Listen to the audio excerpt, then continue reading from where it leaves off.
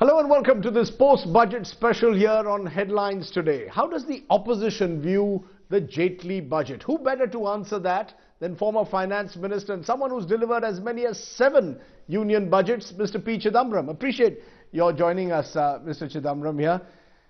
Mr. Surjit Bhalla, your fellow columnist in the Indian Express, yesterday described on my program that this budget was the best, he said, since 1991.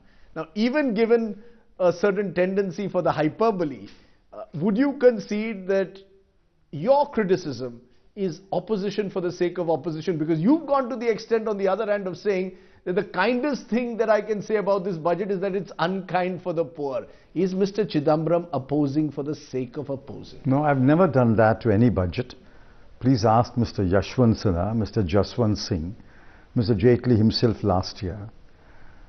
This was a great opportunity for the BJP government to break new ground. They had 282 members on their side, plus if you add their allies, 336.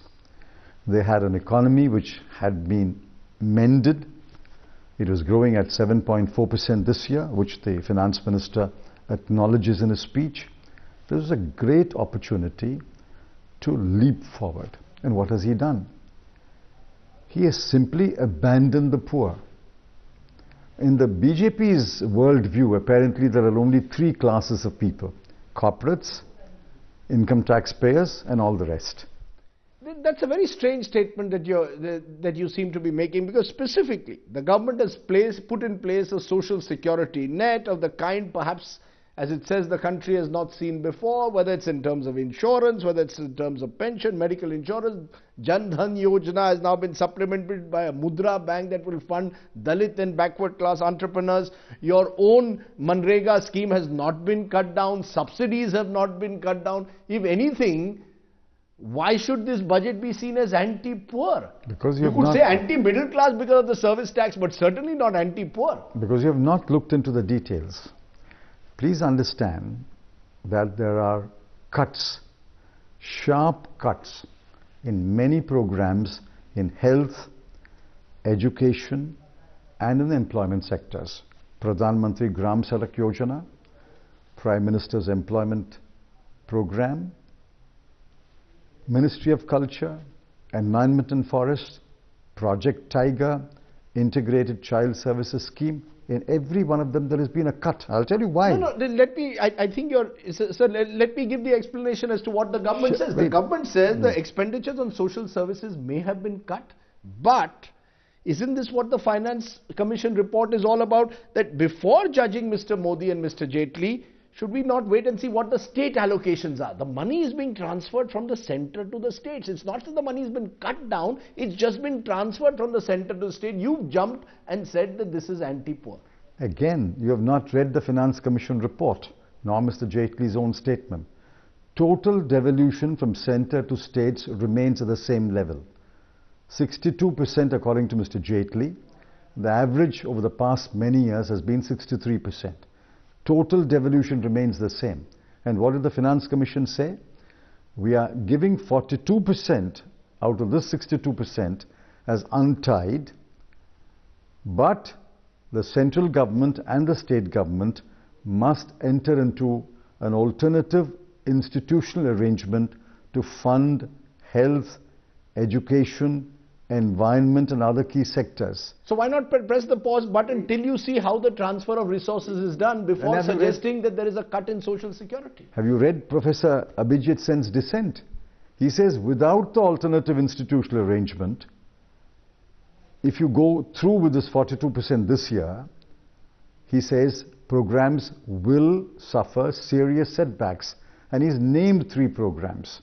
Normal central assistance for plans, which means all the activities of the central government line ministries. Number 2, Rashtriya Krishi Vikas Yojana. Number 3, Backward Regions Grant Fund. All of them will suffer, and that's been proved with the budget numbers. All of them have been cut. How then am I to reconcile what you're saying, which some would say is nitpicking, with what It is not nitpicking. with a Surjit Bhalla saying this is the best budget since 1991, with a Swaminathan Iyer also from a slightly different political persuasion also suggesting today that this is a growth-driven budget that provides a momentum for creating a truly competitive India.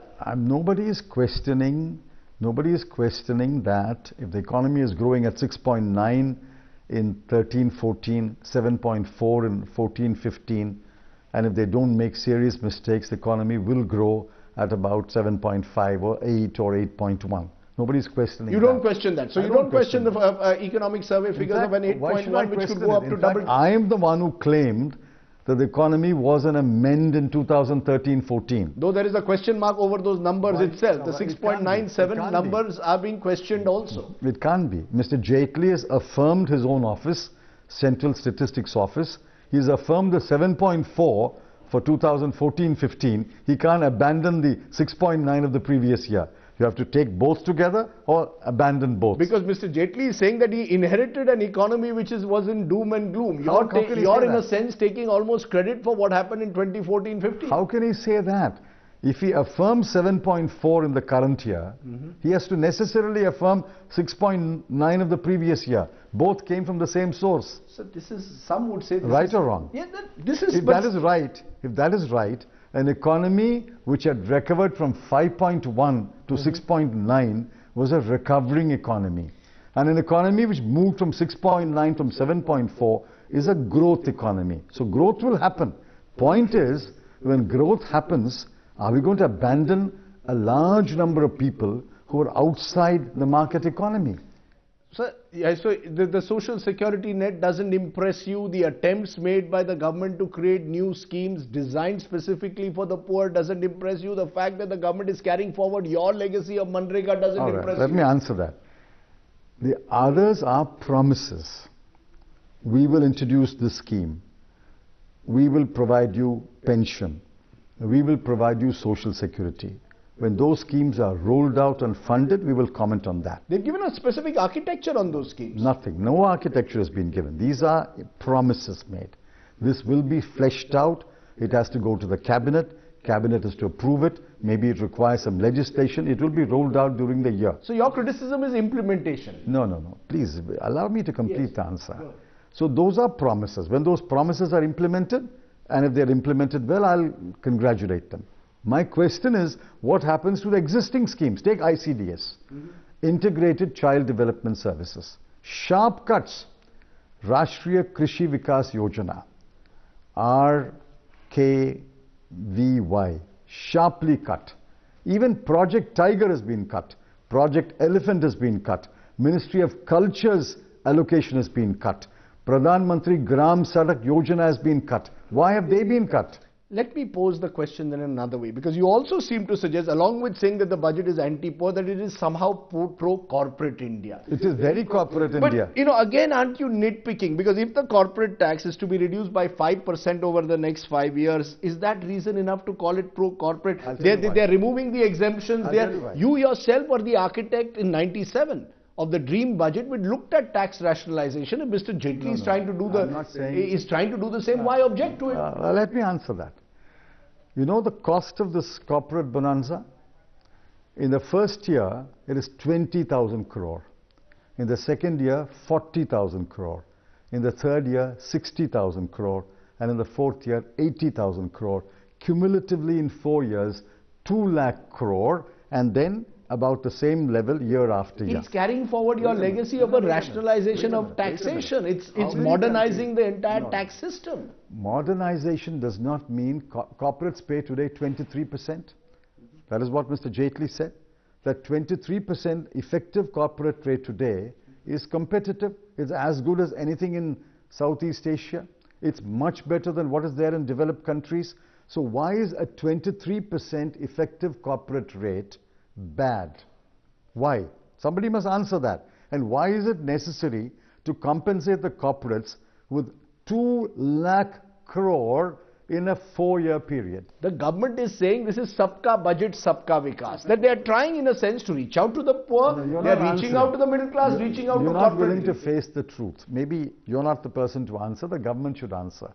All I want to know is, if Rashtriya Krishi Vikas Yojana is a scheme that you want to continue, if ICDS is a scheme that you want to continue, why have you cut funds for that? So is it about funds or is it about ensuring better delivery systems? As you well know, most of the problems this is about better delivery systems. Wait a minute. If you say that funds allocated to these programs will not deliver, then why should I assume that funds allocated to the new programs will deliver? The same problem of delivery will be there. So once you have to assume that the government is equally efficient in implementing the schemes. You can't have it both ways. No. For example, the government has focused on what Mr. Modi has been calling for a long time, Make in India, ease of transacting business in India. On Make in India. You don't accept the fact that the government says we are going to have a committee which will eventually result in a regulator which will ensure that if a foreign investor or an Indian investor today has to go through 20-30 departments, we will reduce them. We will cut the flag. We will cut red tape. I have heard this argument of a single window echo from Gujarat to Assam over the last 20 years. Mr. Modi claims it was working in Gujarat. If he claims it was working in Gujarat, why is there poverty and unemployment in Gujarat? Why are people taking to MNREGA, which he castigated a few days ago? Sir, growth rates in Gujarat have also increased as a result. Now, this is the classical debate between growth and equity. No, there's no debate between growth and equity. You must foster growth. At the same time, it is the duty of any caring government to ensure that the test of equity is satisfied. If what you're saying is true, then why did you lose in 2014? Obviously, you were not able to meet the equity challenge, nor the growth challenge. So, Mr. Modi is trying to achieve that achieve a balanced budget. I wish him good luck, but let me tell you why we lost in 2014. We lost control over the economy. We lost control over the economy between 2009 and 2012. When Mr. Pranab Mukherjee was the finance minister, there was a retrospective tax. That's the other point. In this budget, there is nothing which is seen as a red rag like the retrospective tax. But this budget, to that extent, no one has found something violently offensive in this budget, which is in itself a positive. Why should, if I'm a corporate, why should I find anything violently objective if I'm given a bonanza of 2 lakh crore in 4 years? Why? Why should I? You know, this 2 lakh crore will translate into incomes for them, salaries, dividends. This 2 lakh crore. Previous finance ministers, including yourself, have been in the past also accused of giving corporates benefits. In 97, I remember that was one of the accusations that was made. 97, we simply brought our tax rates to world levels. 10, 20 and 30 for the individual and 30 for the corporate, which has stood the test of time for nearly 17 years. I'm not saying those rates should not be revisited, but in revisiting the rate, when you need resources to fund programs which you acknowledge and you want to implement, you don't give up 20,000 crore in the first year. I see the other fundamental criticism that you made is the finance minister has not kept his fiscal deficit targets. He's deferred it by a year. The government's response, in a sense, which they admit at least privately, is there's a trade-off.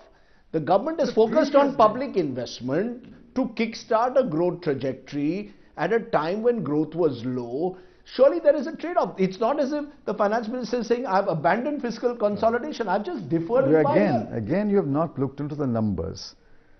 By stretching the fiscal deficit from 3.6 to 3.9, he gets 0.3% additional borrowing, which works out to 37,500 crore rupees. I ask myself, where is this 37,500 crore going? What is the answer? This 37,500 crore is going entirely to non-plan expenditure. Total expenditure rises from 16,81,000 to 17,77,000.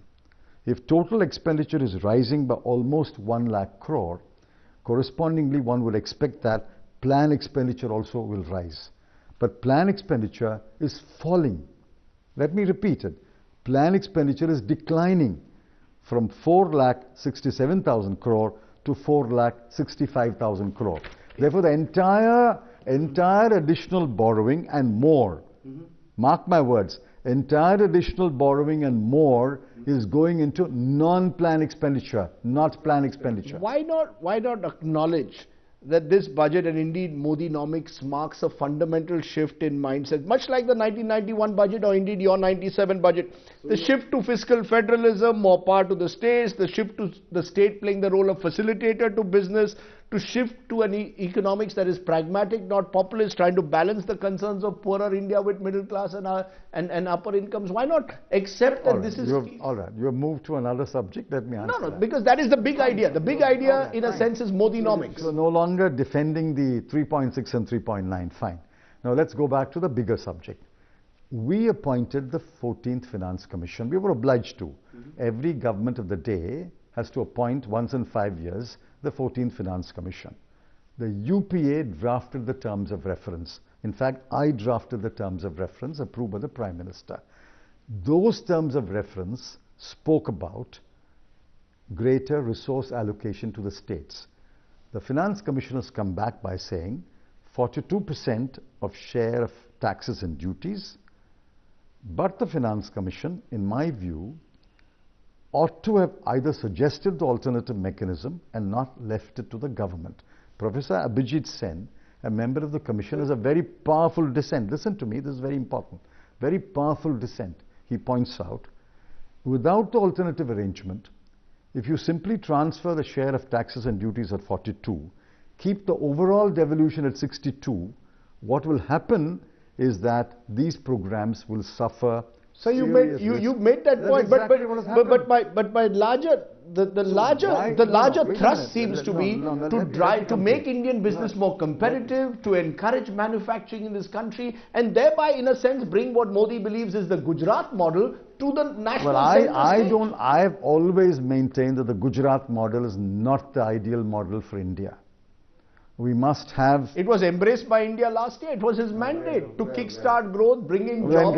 Will you turn around and say that Delhi has rejected the Gujarat model? I mean, these are according to me, very school debate arguments. Let's give them up.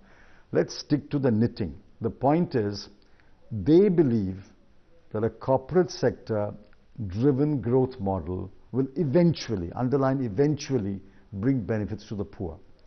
We are not against private capital or private sector driving growth, but the Congress party, I believe that while the corporate sector and the private sector can drive growth, we need to ensure that the poor, we need to ensure that those who are not income tax payers, their current needs and current aspirations are at least partially met. I take your point, but the fact is that in your regime, 2 lakh crore worth of investment projects, particularly in infrastructure, was stuck because the clearance.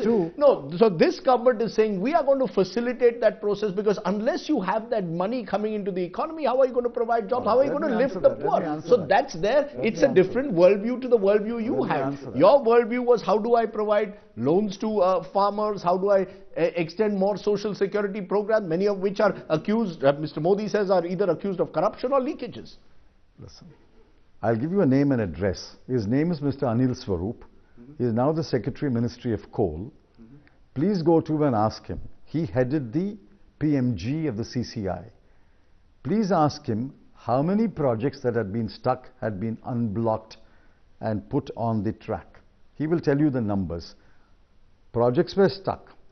We got many of them unstuck and set the ball rolling. Even today, Mr. Modi's government has over 100 projects which are stuck. If he's able to unblock them, I'll be very happy. That's because now in Parliament we again find the kind of gridlock over land acquisition. You yourself had reservations about the land acquisition bill. Now you come in. Let's be clear, let's answer. Don't make support of it. Don't make statements. There was a draft of a land acquisition bill presented by the ministry. Several ministers had reservations.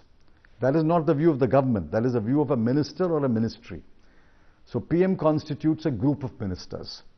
The group of ministers thrashes out a bill. That is the bill which eventually got approved by cabinet and got passed in parliament. I am defending that bill. I have not flinched from defending that bill. You had reservations about Jairam Ramesh's original land acquisition. No, my point being that the worry is that there is a gridlock which comes in Parliament, which affected your government and which could affect Narendra Modi, and you almost seem delighted by the prospect. I am defending the bill that was approved by the UPA cabinet and passed by the UPA government. That is the duty of every minister to defend that bill, and we are defending that bill. When that bill is sought to be eroded by a muddle-headed ordinance, I'm entitled to point out the flaws in the ordinance. In fact, Mr. Modi has made a statement that if you point out what part of this ordinance is anti-farmer, he will change it. I intend to send him a copy of my article. I'm going to ask you then in conclusion, if you had been finance minister, what's the one thing you would or would not have done that Mr. Jaitley did or did not do? Clearly, the one thing I would not have done is give the corporates a bonanza of 2 lakh crore in 4 years. I would have said, all right, if you need to revisit the tax rates, we will revisit it, but not a bonanza of this kind. We will bring back the DTC. The DTC was a code by itself. It was a direct taxes code, a self-contained code, which had new rates minus exemptions. He's now saying, I will get rid of the exemptions. He's not spelled out which the DTC spells out. So that is one thing I would not have done. If the corporates wanted to revisit the Income Tax Act, I would have brought back the DTC. That was my promise anyway. That is what I would have done. Secondly, what I would have done is, we had restructured the centrally sponsored schemes into 66. I still think that 66 is too many. I would have restructured it further. If I was finance minister with 282, I would have restructured it further, made it a much smaller number, but this is the caveat, fully funded them. Once I adopt a program, once I say this is a central government program or a central government sponsored program, I would have fully funded it. I would not have given the program with my right hand and taken away money from my left hand. That is the kind of sleight of hand which is, I think, cruel to the poor. Let me therefore in conclusion ask you, do you believe that this budget will push us on this high growth trajectory, yes or no? One that is changing mindsets, a mindset which believes state knows best, to a mindset state knows best, which was part of the Sonia-nomics worldview, to a Modi-nomics worldview. 1991 onwards, the Congress party was the first party to tell the people of India, state does not know everything. We need the private sector to drive growth in this country. Has Mr. Modi though taken then that Manmohan budget of 1991 to another level, gradually retreating the role of the state and looking for private entrepreneurship, looking to create conditions for high growth, which will lead to jobs? If he follows the road or the direction of the road which we had laid, why should I criticize that? What I'm questioning is, in walking down that path, you have to satisfy and pass the test of equity, which I think they have failed. So the Sabka Saath, Sabka Vikas that he talks about, you will not accept that this budget is I will Sabka accept Saath, the slogan. Sabka Vikas? Oh, of course not. Of course not. Not after what they have done to key programs which they acknowledge. And there is an even greater danger, Rajdeep. Test of equity is one thing. But what is happening in the country is, and this is happening in every developing country, this is happening even in developed countries, the single biggest challenge, read Nobel laureate Piketty's book, the single biggest challenge that all countries face is rising inequality. And in a poor country, if you don't arrest rising inequality, inequalities will become wider. That is what is exactly happening in India. What this budget does is accentuates the trends towards inequality. While they paid attention to investment and growth and promoting the private sector and attracting investment, which is a continuation of the policies that I would advocate myself, they should have paused to say, all right, we have done all this, but let's ask ourselves, is this budget equitable? Is this budget trying to reduce inequalities? I'm afraid they don't seem to have asked this question. I hope they can still ask the question and make the corrections. Let's judge them then in a year from now. That would be perhaps a fairer way to judge them. Fair enough. Good. Fair enough. Thank you. Mr. Chidambaram, thank you very much for joining us. Thank you.